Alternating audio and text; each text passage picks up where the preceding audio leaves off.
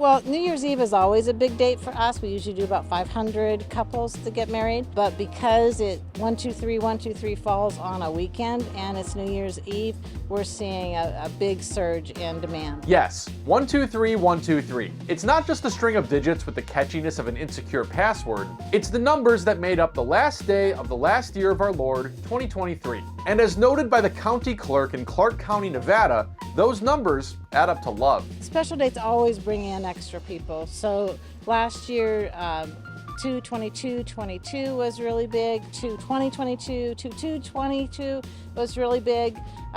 Before that, 10/10/20 was huge, even though it was in the middle of a pandemic.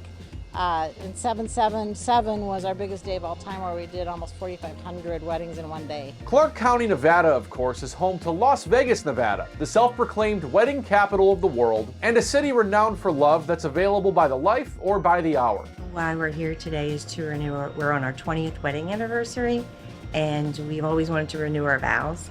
And December 31st, 2023, date was, we thought was a unique date because it symbolizes a special meaning for us. That's a couple from Maryland who rushed over to Las Vegas to renew their marital vows. Actually, 123 is our code that we've always had before we were married and dating, that when we sign our love letters and notes and cards and stuff, it was always sign 123. 123. We saw the advertise, a news story about it. We were sitting there Tuesday, and she said, "That's our number." Okay, you want to book a flight? And she said yes. So Wednesday morning, we booked a flight, hotel, and in the chapel, and came to Vegas. 123 wasn't only special to this couple renewing their vows. It was also a sign for another couple that came in from New Orleans. I was just sitting there, and I was like, "Oh wow, these numbers are adding up like this. Let's do it this day." And so we kind of already had set up. We were going to get married on New Year's Eve, but back home.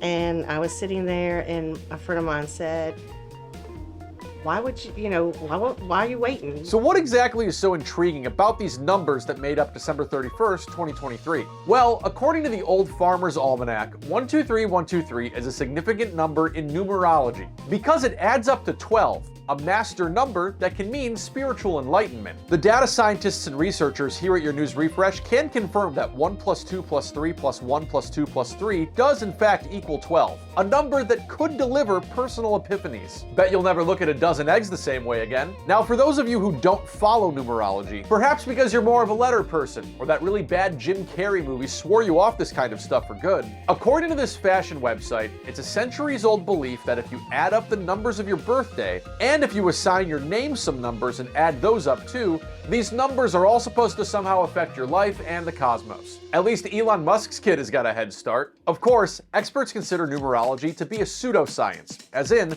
something that looks like science but is incompatible with the scientific method. Here's a nice example from a few months ago out of Frontiers in Sociology, which found a number of numerologists in the QAnon belief system. This convenient meme uses numerology to effectively prove that Donald Trump is actually John F. Kennedy, who it turns out never died. I guess I can see it. In a piece published in the Scientific Monthly by the American Association for the Advancement of Science back in 1933, prominent psychologist and professor Joseph Jastrow called numerology an absurd doctrine, prompted apparently by the popular success of astrology as a profession, or more accurately, a racket. When people got excited about January 1st, 2011, a math professor with the University of Minnesota told CBS that this date means the date on the calendar has a lot of ones in a row, and said the notion of assigning arbitrary numbers a cosmic meaning is intellectually bankrupt and not a rational process. Then again, love isn't rational, it's love. "What is your main thing that you want to get married?" And I said, "I want to get married by Elvis."